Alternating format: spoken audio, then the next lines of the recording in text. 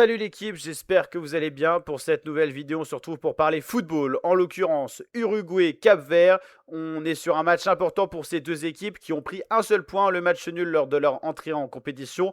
L'Uruguay a été très décevante, cette équipe-là, hein, pour son entrée en compétition. On les attendait vraiment au tournant dans ce groupe. Et finalement, l'Uruguay a été quasiment absente, inefficace sur cette première rencontre, transparente. On n'a pas vraiment vu d'âme sur cette équipe-là, on a été vraiment déçus. Une équipe qui a quand même une belle histoire en Coupe du Monde et qu'on attendait quand même à un autre niveau avec des joueurs qui évoluent au plus haut niveau mondial. Et de l'autre côté, le Cap-Vert, le petit poussé qui a quand même posé problème à la Rora, l'Espagne, en faisant un 0-0.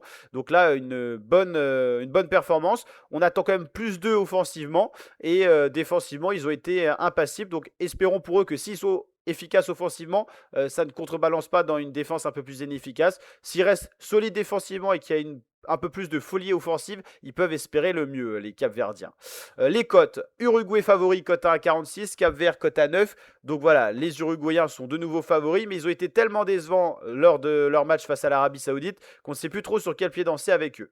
Donc l'Uruguay qui n'arrivait pas non plus avec une hyper grande confiance en Coupe du Monde, mais on les attend toujours performants, bien sûr, parce que c'est une belle équipe, sur le papier il y a du beau monde, et puis normalement ils valent mieux que ça.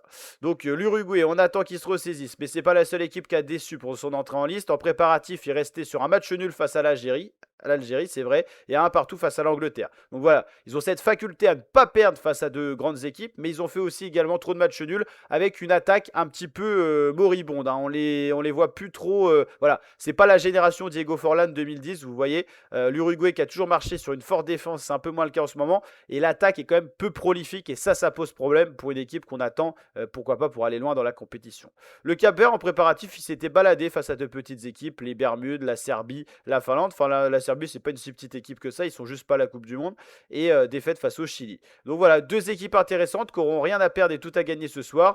On l'a dit, il y aura une rencontre à suivre en parallèle pour eux, ça sera bien sûr Espagne-Arabie Saoudite. Mais ils se doivent d'aller chercher les 3 points. Et l'équipe qui prendra 3 points ce soir sera quand même en bonne posture. On sait qu'avec 4 points, au pire, vous pouvez être sélectionné, enfin qualifié pour les 16e en meilleur troisième. Donc avec le match nul, 1 point plus une victoire à 3 points ce soir, si victoire il y a pour une des deux, ils se mettraient vraiment dans une bonne position pour avoir le fameux ticket pour les phases finales et les 16e de finale en l'occurrence. C'est quand même, ils ont fait un mauvais résultat le match nul, mais vu que sur le match d'à côté il y a eu match nul, on va dire que tout le monde est au même statut et ils peuvent espérer quelque chose, quoi.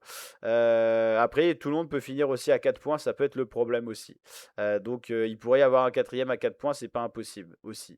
Donc c'est ça le problème. Mais il y aura peut-être encore de nouveaux matchs nuls, hein. C'est vrai que le groupe G, le groupe H, ils ont été quand même à fond dans les matchs nuls, hein.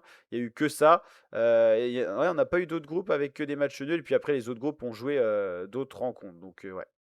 Je crois qu'il y avait un autre groupe où il y avait que des matchs nuls. Enfin voilà, en tout cas l'équipe, j'espère que cette vidéo avant-match vous a plu. N'hésitez pas à mettre votre pronostic en commentaire.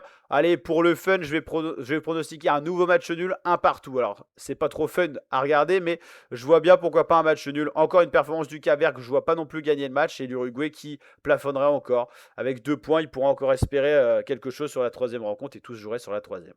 L'équipe, n'hésitez pas à liker, partager, vous abonner. Ciao, ciao, portez-vous bien.